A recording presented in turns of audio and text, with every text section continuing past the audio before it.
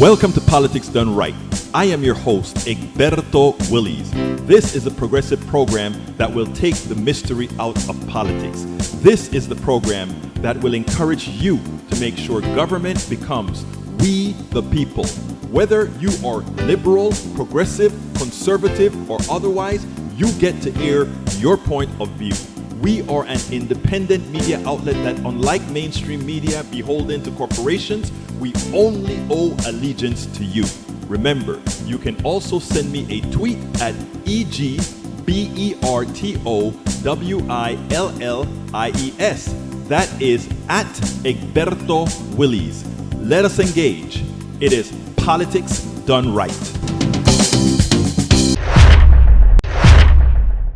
Well, folks, welcome to one more edition of Politics Done Right. I'm Egberto Willies, your host. Thank you so kindly for being a part of the show. Welcome, welcome, welcome. In the house this afternoon, we have Bridge MCP from upstate New York, May Wood from Long Beach, California, Michael Rudnin from Brooklyn, New York, Melanie Keelan from Barcelona, Spain, Alistair Waters from Conroe, Texas. Let's see, Paul Fleming from Atlanta, Georgia. I'm testing my memory here, folks. That's what I'm doing. I'm trying to do these memory exercises, So, hey, bear with me, bear with me. All right. And I think I got everybody that's in the house so far. Everybody in the house so far caught the morning show today. You know what? It's interesting that you caught the morning show, Melanie, because I forgot as I had some technical difficulties to start the show. We had to do some logging in and logging out, etc. And we started the feed late, but it seems like you came in late enough to get the start of the feed. So we had to do all kinds of stuff. Let's see. Egberto, pound among us is my favorite memory exercise. I should try it. All right. For once, I'm more or less on time. You are May Wood, and we're happy to see you here on time. And of course, Alistair Waters says, I was watching the back of my eyelids this morning, Melanie Keelan. That means you were sleeping. Your eyes were closed. Biden's second-term economic agenda will focus heavily on tax fairness that makes wealthy people and corporations pay more and will likely revisit unrealized funding for child care and other workforce expansions. I don't know what he will be able to do with the power of the pen because he won't get any help at all. Michael Rudnin would like me to read this entire long thing, given that it came from Michael Rudnin, and given that Michael hasn't been giving us this long verbosity for a long time, I think he has earned it. Won't you say that, folks? I think so, and it's a good subject. Columbus Dispatch. Ohio City targets pastor who helped homeless stay warm in freezing weather. I read that article. What's the crime? Being homeless is not a crime. Helping the homeless should not be a crime. The real crime is what we do not do nearly enough to help those in need. While our society leaves far too many out in the cold, Reverend Chris Avil of Dad's Place in tiny Bryan, Ohio, is in 53 miles southwest of Toledo, finds himself in legal peril. The pastor's supposed crime, taking in homeless people. Avil is accused of violating the law when he opened the doors in his church 24 hours a day for those who need a place to escape the elements. That that he was arraigned January 11th. Avil pled not guilty on 18 zoning violations. Speaks volumes about adherence of policies, even when doing so is utterly ridiculous and harmful. It speaks even more about our collective neglect of the needy. Yep, yep. That very thing was on my mind as I laid warm in my bed, thinking about the case as temperatures outside dropped below freezing to below 20 Fahrenheit on a recent night. This weekend's temperature in Columbus are expected to be below freezing again. Many of the city's homeless residents will be in shelters. Many will be left out in the cold. What Abel did seemed a humane no-brainer. The people needed shelter despite being warned to stop in November. The pastor kept providing that shelter, even though his church was not zoned to do what churches do, feed and house those in need. What would Jesus do? What would Jesus do? What are we doing as a nation? This is our nation saying zoning laws are more important than poor people's lives. Let them die. That's what they're saying. Let them die. But follow the zoning laws. What are we doing? Three homeless people had already frozen to death there. Where are the Christians who talk about religious persecution? This is basically the state government doing persecution against Christians. This happened 6 days ago, but I haven't seen it as a national story. All right. Soul crawl Christians don't care about the poor and downtrodden. Jesus would weep at what his followers has become. I saw the story and I don't remember if I mentioned it at KFFT. I intended to do so. But Mr. Rudnin, you gave me a little feeling there that maybe in this political arena where I'm trying to cover so much of these other political things, I need to step back myself and give voice to that kind of notion as well. So I want to thank you for bringing that story up because I think that's a jab at me, or that must be a jab at me as well. Because as someone who's putting out stories, not necessarily on MSNBC, etc., I think I should have made sure to make that a bigger story, and I will. I will. Yvette Avery Herod is in the house. Yvette from Atlanta, Georgia. How did I miss that one, Yvette? You were right in between the lines, my eyes. Sometimes I wonder. Come on, Egberto. All right. From Paul Fleming, he says breaking former Trump White House advisor Peter Navarro was sentenced to 4 months and ordered to pay a $9,500 fine for defying a congressional subpoena to cooperate with the House Select Committee that investigated the January 6th attack. And I heard he gave a little letter in the like kind of saying I'm sorry, that kind of a stuff. But the judge wasn't taken by that because he saw him do the TV rounds, the blog rounds, the podcast rounds, where he has what is it, attrition, what, contrition whatsoever. So good for him. They should lock him up for the full 6 months that they could have locked him up. Paul Fleming also says Biden's second term. Well, I read that one already. Melanie Keelan caught the morning show. Who else am I missing here? Uh, let's say, yes, I'm on the look for Among Us exercise. Okay. It was super interesting. I always enjoy it. I'm glad you enjoy our morning show. Let's see what else we got here. Kingwood Ready and Security Alliance. I hope we talk about the declaration from Abbott today. Texas is pushing back against irresponsible federal government. Wow. In other words, we'll only follow the directions of the federal government when we want to, when it suits us. We forget about federalism. We forget about all of that. If we don't like it, hey, we go and push up against it. No, I hope the Biden administration handles, although that's probably what he wants.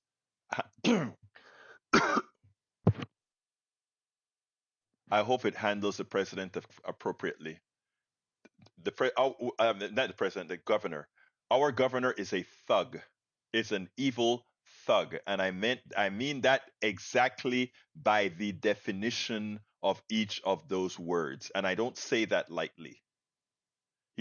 I mean, if you take a look at what he does, he's in a wheelchair, and what was given to him by being in a wheelchair, he wants to deny others. Shame on him. Bridge MCP says Michael, four House Republicans, including Representative Kevin McCarthy, the minority leader, signaled on Thursday that they would not cooperate with the subpoenas from the committee investigating the Jan 6 attack on the Capitol, posing a dilemma for the panel that could have broad implications for the inquiry and for Congress itself. Representatives Jim Jordan of Ohio, Scott Ferry of Pennsylvania, Andy Biggs of Arizona, and letters to others. Mr. McCarthy of California filed. Yeah, that is old, eh? All right, let's continue. Let's continue. Let's continue.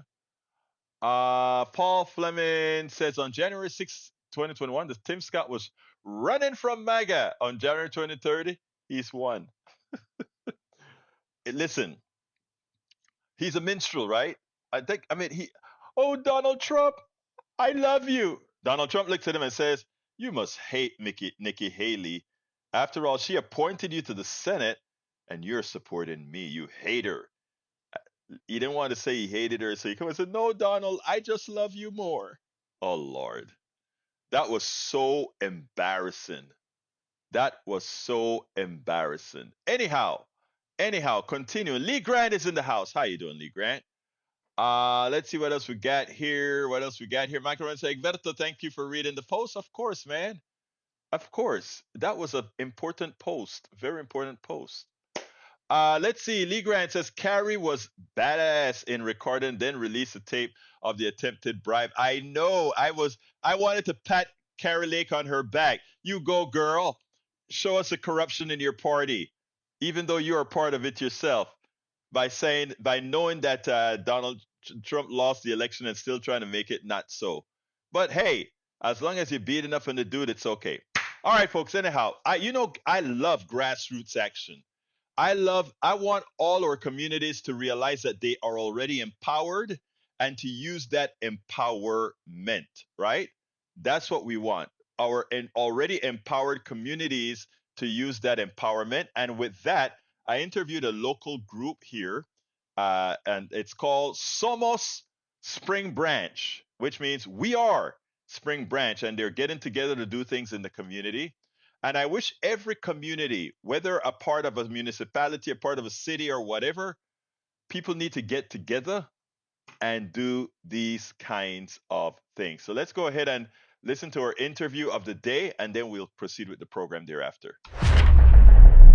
Welcome to another edition of Politics and Right. I'm Egberto Willis, your host. Today, we are honored to have two very special people. Why is that? You know, we speak a whole lot about organizing and doing things at the grassroots. Well, we have the queen and the king of grassroots here in Harris County. No doubt, they actually put their actions where their mouth is. We are honored to have Diana Martinez, president of Somos Spring Branch, and David Lopez, the treasurer of Somos Spring Branch. For those of you who are followers of Politics and Right, have seen Diana on our show many times before. Diana, how are you doing today? I'm good. Thank you for asking, and thanks for having us on today. Well, let me tell you, one of the reasons that as soon as I got the press release that you guys have gotten your 501c4, for me, it was a level of excitement because what we want to push continuously is, first of all, community involvement, and secondly, grassroots movement. That is where you actually get control of your own government. So tell me a little bit about this organization. So, our community has been historically underserved, and we want to make sure that we're providing opportunities for our community to mobilize, to get good information, to feel empowered, and to really gain agency through all political processes because it affects their basic needs and just feeling powerful as a community. Now, David, you this organization is, while you just got your C4, it's not new. Tell us a little bit what actually got you guys involved in the community, knowing that you needed some sort of a grassroots organization. Yeah, it's a great question. I Somos Spring Branch has existed loosely since 2019, and it all started off a need for representation on the school board. It came about after an election that I ran in 2019 for the school board, and then we just got that just brought people together, right? And when we bring people together, we talk about issues that are happening in the community, and we found out that in a school at Northbrook High School, there were reports of uh, students being told that they can't speak Spanish in non-instructional setting, which is a possible violation. And so we started organizing around that. We did community walks. We did a Know Your Rights session. So that was like the first iteration of Somos Spring Branch a long time ago.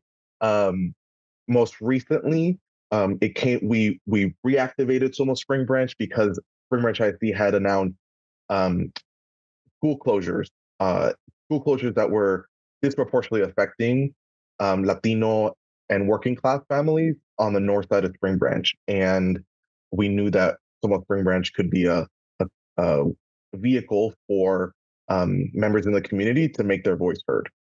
So that was the most recent actions that we took. You know what is so interesting is why would, and it behooves me, right? We should all be additive, not subtractive. Why would having kids speak Spanish be a negative as opposed to saying for the non-Spanish speakers, they would somehow get a chance to maybe acquaint themselves with another language? Why so limited, Diane? Why is it that this even becomes a problem? I would say that it's a short-sightedness about what uh, linguistic and cultural diversity brings to a community. And I think that as a resident, a longtime resident of Spring Branch, I have felt like we haven't embraced and felt embraced by the powers that be and those who make decisions about schooling and resources haven't been in that mindset. And it speaks to the need for representation. It speaks to the need for having those crucial conversations and those difficult conversations because we're here and we're not going anywhere. So it's about pushing for change in those spaces where decisions are being made. That is interesting that you mentioned the word representation because that is exactly the thing. I mean, I think at one time Spring Branch had just what's called at large districts. I think all elections were done by an at large, which meant that you know, if if you're in a community, a working community who doesn't have a lot of time to do a lot of voting and at opportune times, the representation on these boards are generally very skewed. And I think you guys, one of the inception of this organization was to ensure that there are laws to mitigate that. Is that correct, David? Yes. So Spring Branch ISD is still a fully at-large board, and we between that first iteration in 2019 and the 2023 2024 Somos Spring Branch actions, we actually did support um, the some organizing around the lawsuit. There's a current voting rights lawsuit um, that was supposed to go to trial in December, but was affected by other courts in another part of the country. So it's on pause right now. But yeah, a voting rights lawsuit to hold the district accountable to a systemically racist voting system that for forever um, has really hampered the ability of people of color and everyone in the community to have a representative of their choice on the board.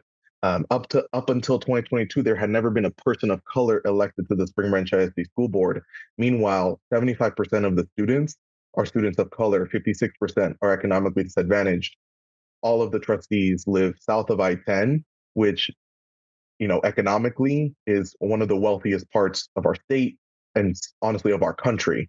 So that disparity is what we were organizing around back then, and what we're still going to focus on this year in Spring Branch. As an activist myself, I understand how a lot of this stuff works, right? In other words, the students in these school districts are just the widgets of production for the rich folks who, why would they want to be on the spring on the board anyway? Because of what they actually get in supplying your students. So therefore, you provide the widgets for them, and they do everything else. Now, how successful have you been, Diane, in making the people aware? Because the truth of the matter is, uh, people that are disadvantaged economically, social, and otherwise, voting is important and they believe in voting. It's just one other thing that if it's not made very easy for them, it's just one of the things that they let go for other priorities. How are you working to really tell people, let's make a little bit of sacrifice to further engage yourself? 75% of our students are people of color. We're not saying that people of color have to be represented by people of color, but people of color needs to be represented by people who have interest in all. And what you find is that's generally not the case with a lot of those represented on the board. That's correct. And so, if we're looking at those infrastructure changes to allow for broader representation throughout the district, that's more indicative and representative of the actual population, that can be done through single member districts or some sort of hybrid, which we've been pushing for.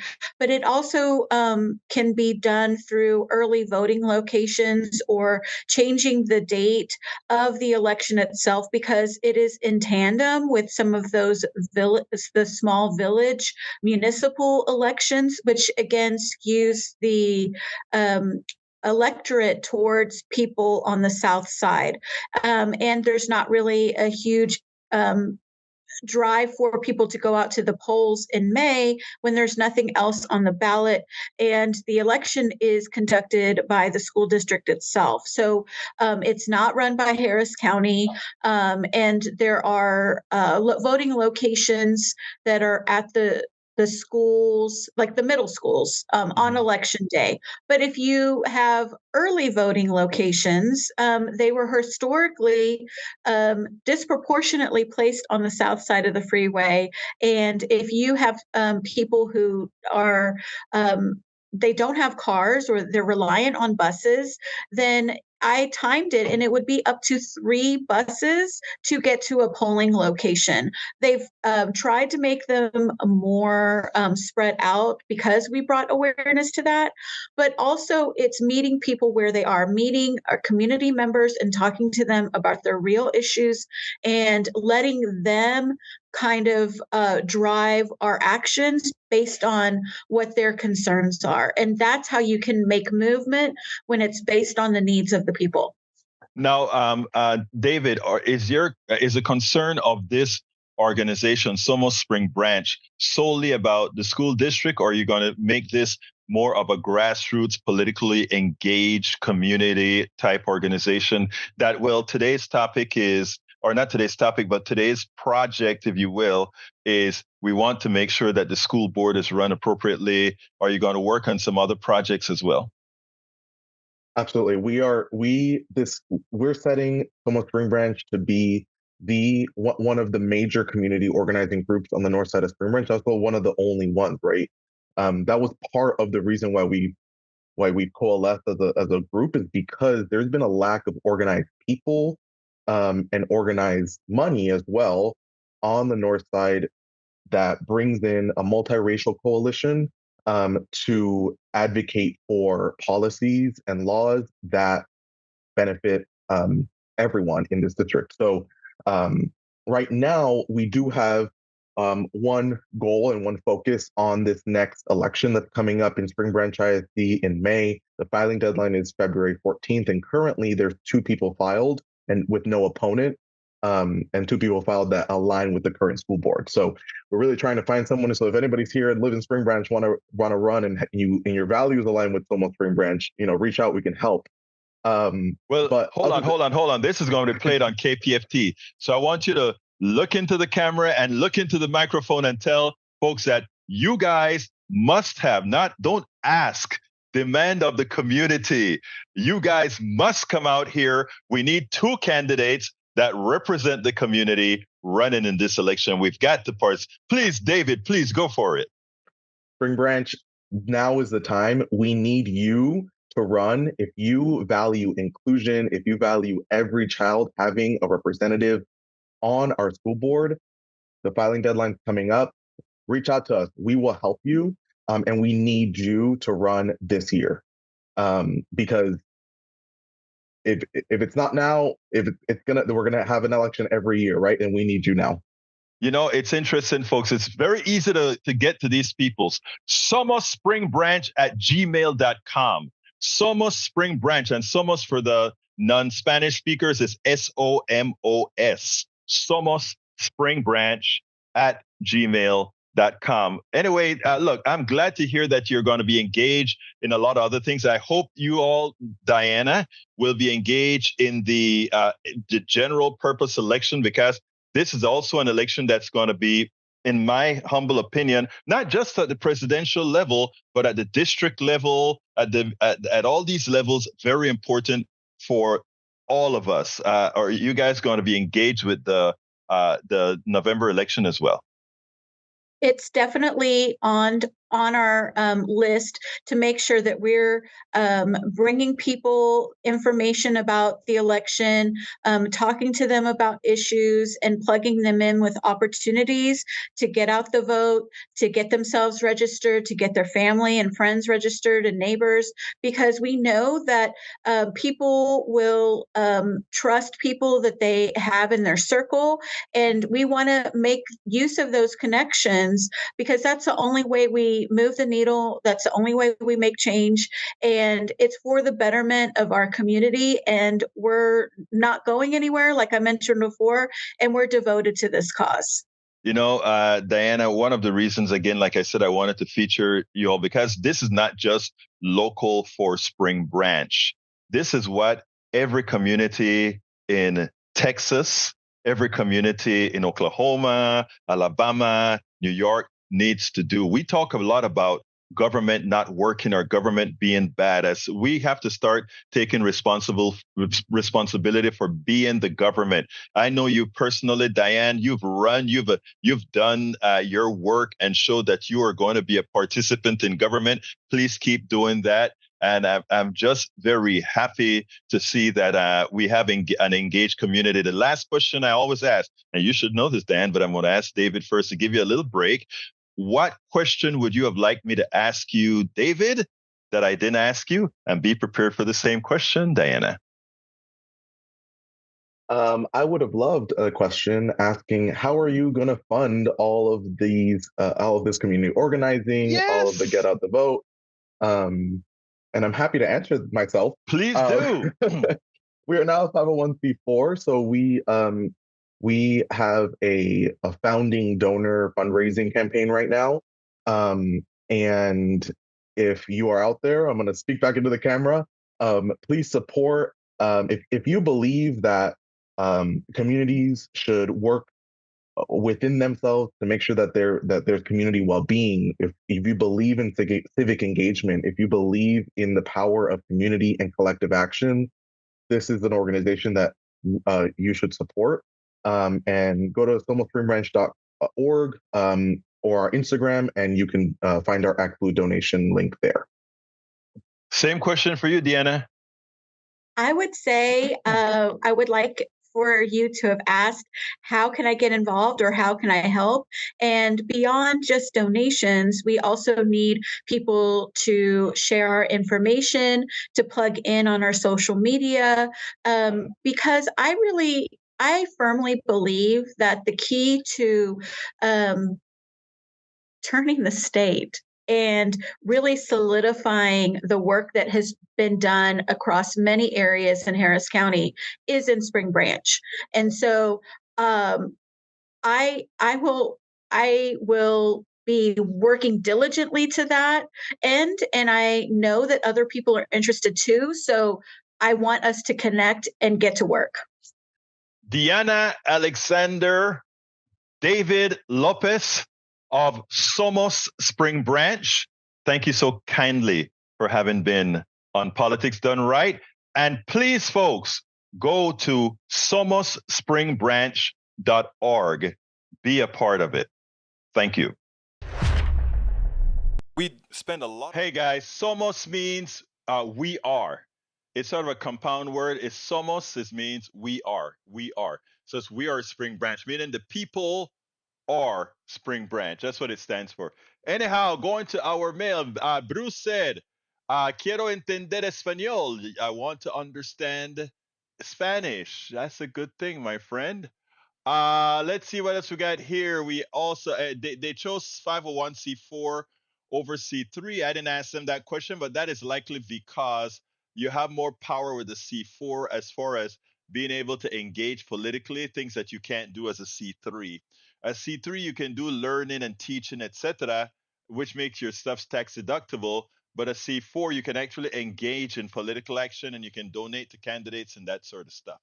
All right, let's see. Bruce also says most of the swamp monsters left as soon as they found out they were not going to be part of a creative team. Yep. All right, let's see what else we got here. Let's see what else we got here. Um, let's see. Lee Grant says it's important for progressives and the left to prepare themselves psychologically for that. Trump will happen. Okay, if you think so. Look, I have dual citizenship, man. If things get too bad, I'll just go home and live in Panama. The truth of the matter is, my retirement, my social security will go a lot further in whenever I get it that in Panama than it would here in the United States anyway. Let's see. Mike Cisak says they really aren't talking about people of color. Rather, they want a bunch of leftists elected and think POCs would have such leftist ideals. That's a really racist mindset. You are so devoted to race, man. Oh my God. And everything left is about race. Oh my God. I feel so hurt about you, Michael Cisak. I feel so hurt. I feel so hurt that you would think that way, Michael Cisak. All right. I am sorry I wasn't ready. I gave a rant on one of our KPFT shows this morning because people were talking about Donald Trump a lot today. And I was pissed because people normalize Donald Trump, right? They love to normalize Donald Trump.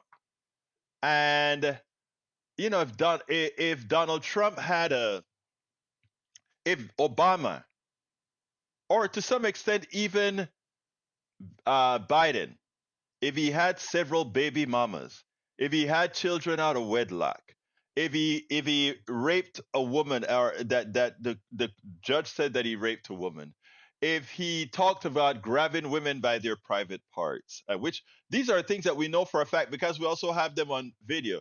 If he did all these things, do you think Obama could honestly, Lee? This is for you too. Do you honestly think somebody with such a moral defect could be president if it weren't a white guy? Do you think Hillary Clinton would have gotten away with that? I mean, hell, just putting a server in her office that really was a joke. It was no different than having a server in the cloud, given that the same look, I do MX records with mail and that sort of stuff. It's a joke, that stuff that they try to put on Hillary with the mail. The reporters knew nothing about how SMTP works and how pop works or any of that, so they could be fooled by anybody. So, oh my God, Hillary Clinton could have classified mail in her home in a server. The server probably wasn't even in her. I don't know if she even had a physical server or it's in the cloud. I don't know. But it's a joke. But look at the defects that Donald Trump has. I'm not even talking about the ones that people can't quite see. I'm talking about the ones that we have on tape, on video. All of these things. I'll be honest with you, Lee. It depresses, it should depress everybody that with all those defects, one would still vote for a person that is so bad awful. Somebody that took people's money away and made them believe they had a university degree. Took their money away, did nothing for them. Thousands of dollars. Just took their money. Steak, water. When people go to repair do the jobs at his hotels, stiff them, leave them with bills, and force them into court because he could outlast them in court. But you don't, and you feel okay to vote for that guy.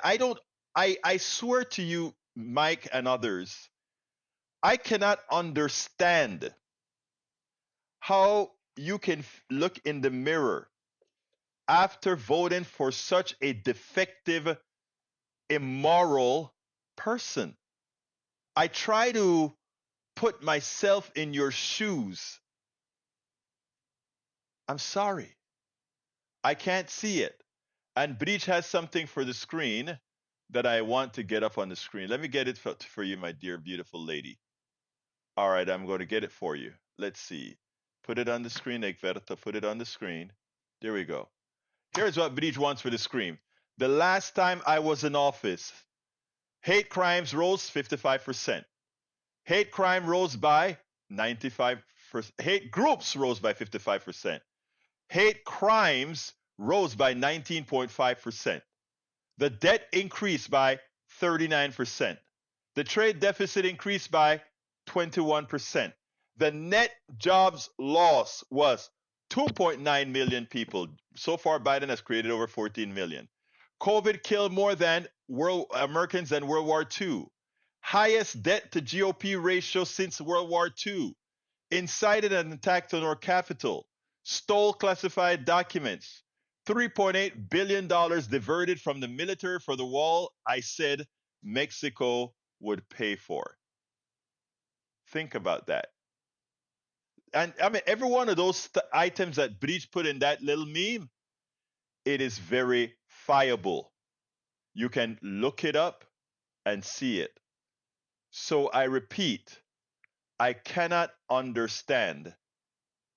I cannot understand that there are people who will actually vote for such a defective human being. And, you know, Daniel says, what opinion will you have if your fellow Americans, when they vote in President Trump in, if they vote President Trump in, they do, right? But it will tell me more about those who voted for him. It'll tell me more. I mean, I can't do anything. It's democracy, right? But if people are so gullible and so mentally deficient to think that somebody like that is good for this country, then we deserve what we would have gotten, right? But anyhow, let me show let you listen to what Carville had to say. James Carville, who helped Clinton back in the 90s get elected, he is flabbergasted at the normalization of Donald Trump. And he did a very short piece that really got to me. I want you to listen to this, and then we'll take it on the other side. Check out what Carville had to say. Jason Miller in the Fort Des Moines Hotel. Reminds me of a bunch of German reporters in some Munich bar in 1935 saying, hey, Goring, he was an entertaining guy. I tell you what, he had some great stories. Nothing is normal about this at all. And you watched his speech last night, it was completely unhinged.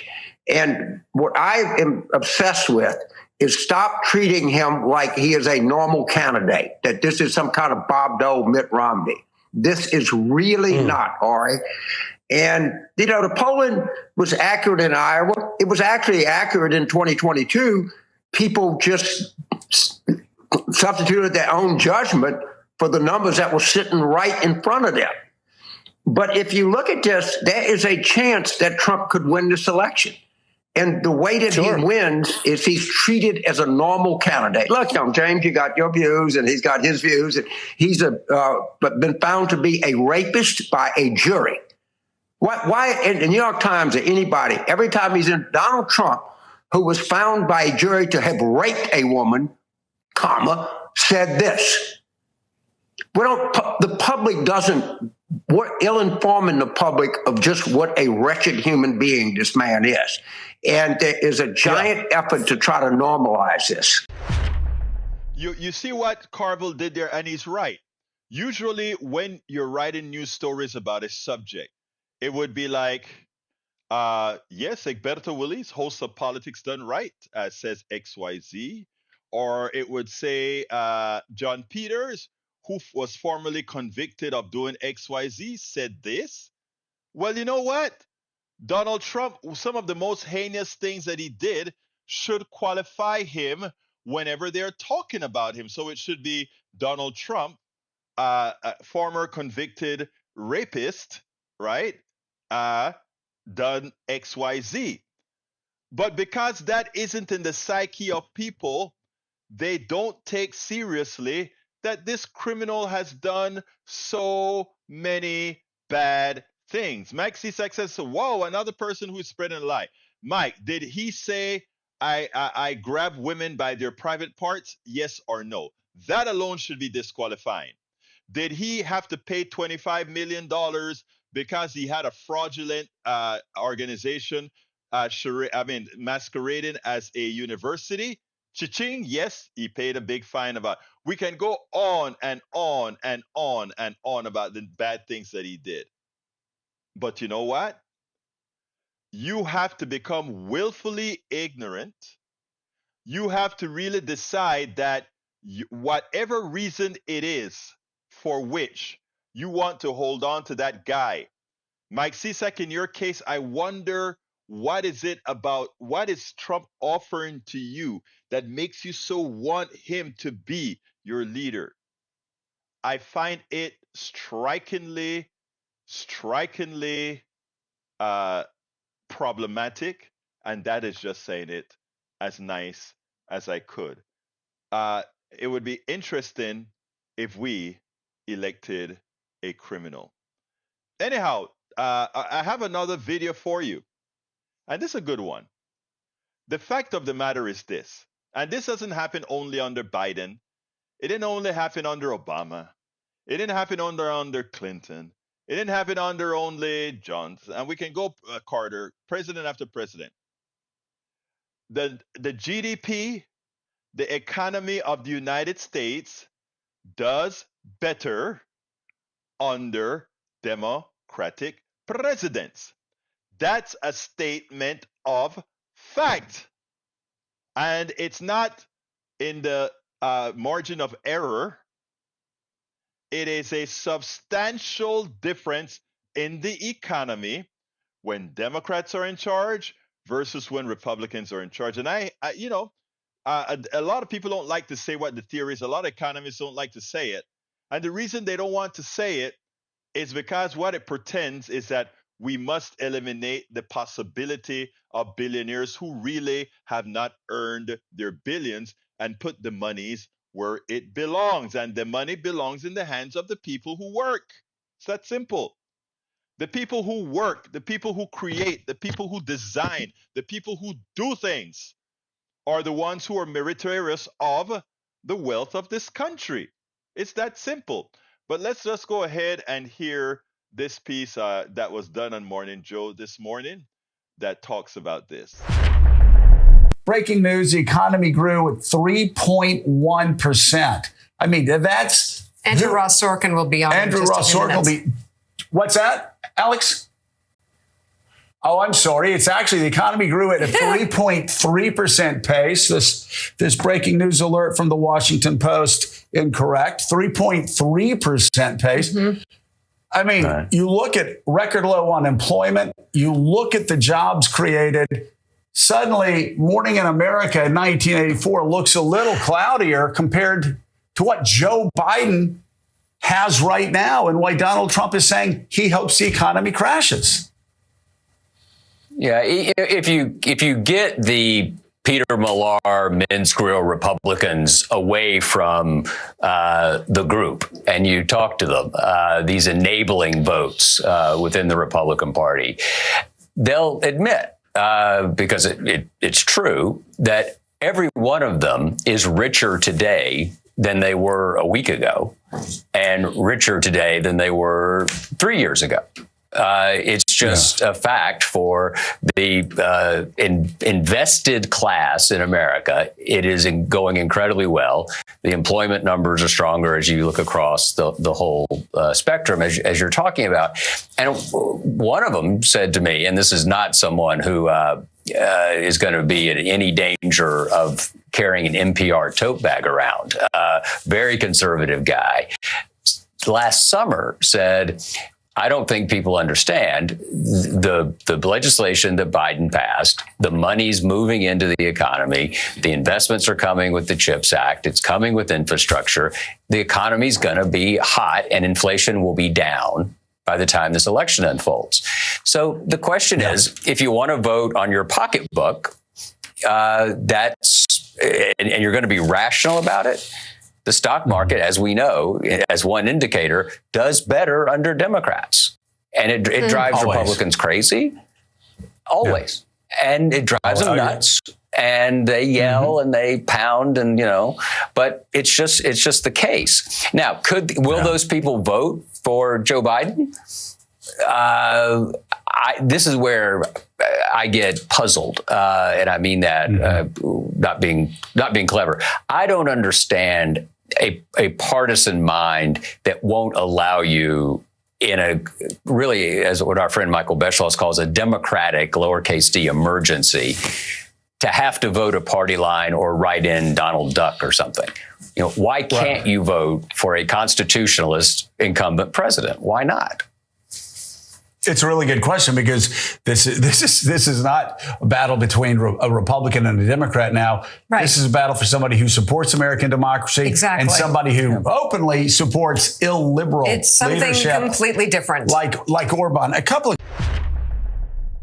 And let me explain that, because it's important. And there's a reason why Democrats do better. They talk about Democrats spending. That's true. Democrats do spend. But Democrats spend where it goes through the American economy in the appropriate way. In other words, if I give $1,000 to a poor person, that money falls into the economy right away. That poor person may buy more bread, etc. That will cause the guy who makes bread to have to buy more flour.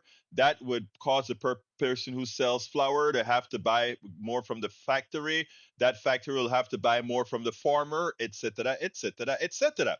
So it increases economic activity. It also increases innovation and a lot of other stuff. You give the money to the supply side, the rich folks. You give $1,000 to somebody worth $1 million. That's nothing, right? They throw that $1,000 in the bank and nothing happens to that $1,000. You may say, well, that will be invested in some bit. What business will it invested in, right? The way you know if you need more supply is that people buy, right? So the Republican orthodoxy has always been wrong.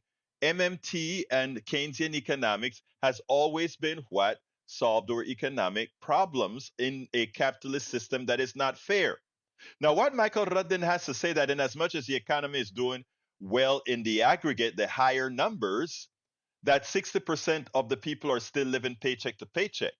To which I say that is true.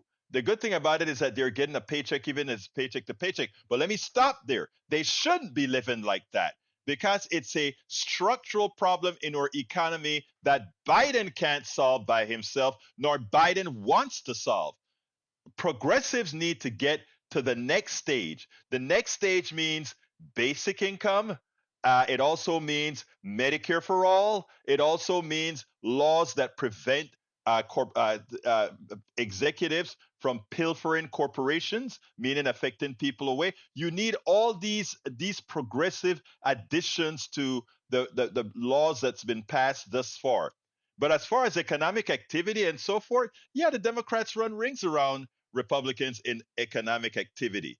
But we need to go further than what Democrats are doing. We need a progressive agenda that we fight for very, very hard to make sure that 60% that is living paycheck to paycheck no longer lives paycheck to paycheck. That 80% that doesn't have themselves a secure retirement future, that they are taken care of. Those are the structural changes to our economy that's necessary. But as far as how the economy is doing, by all the metrics that we measure economies, the economies of Democratic presidents in the aggregate are always better than, and I've written about this several times, always better than that of Republicans, because Republicans simply don't know how to govern, because they are governing for a few,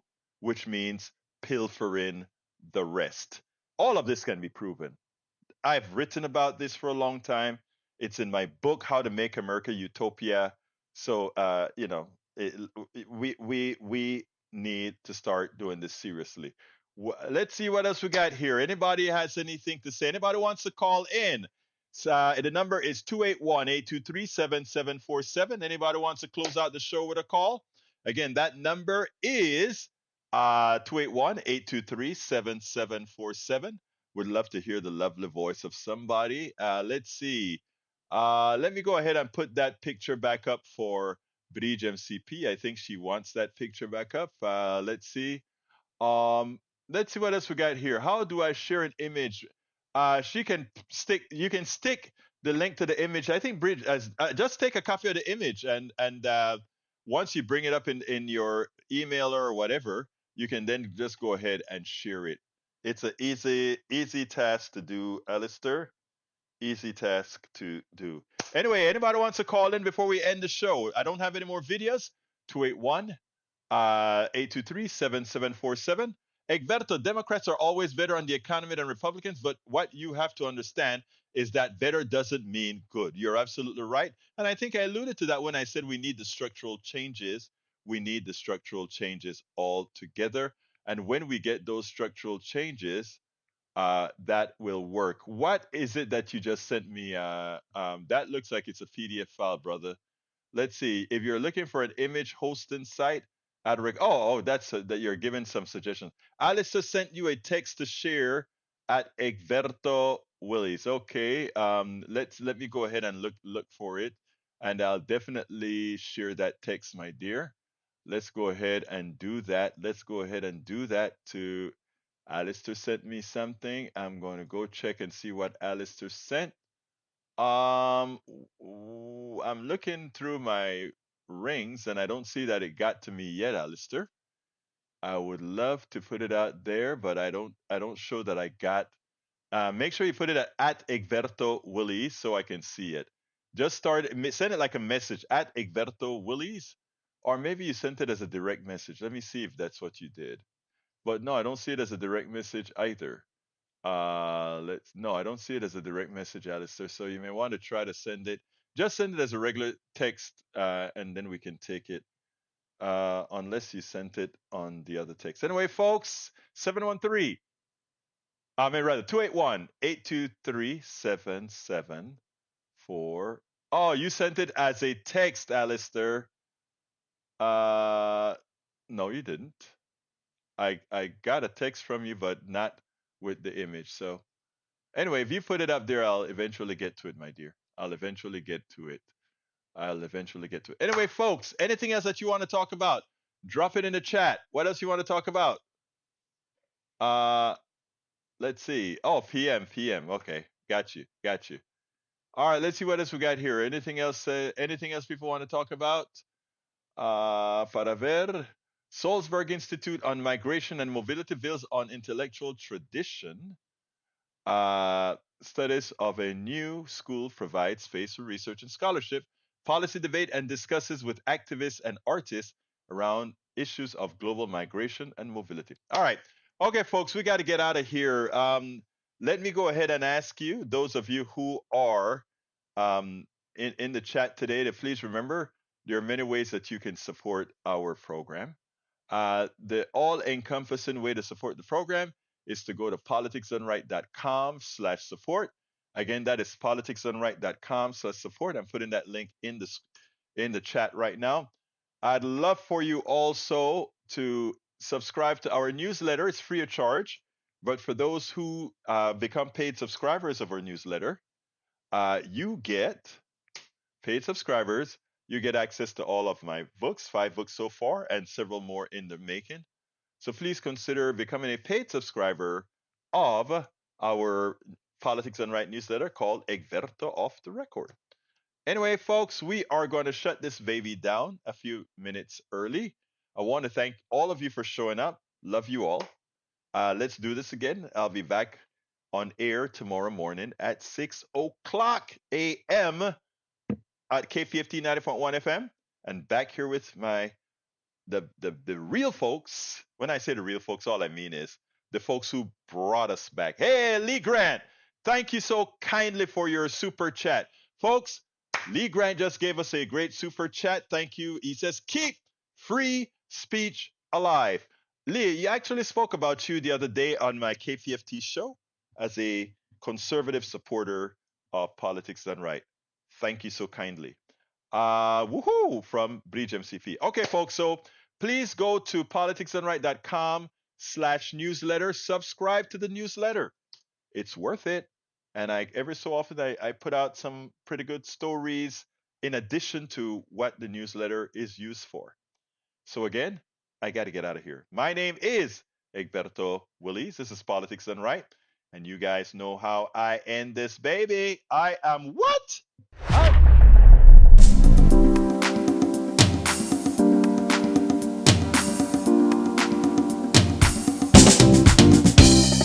Welcome to Politics Done Right. I am your host, Egberto Willies.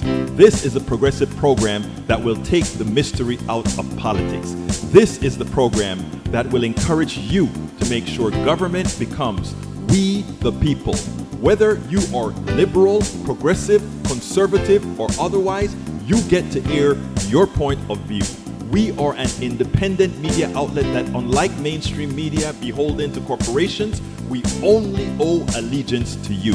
Remember, you can also send me a tweet at EGBERTOWILLIES. That is at Egberto Willies. Let us engage. It is Politics Done Right.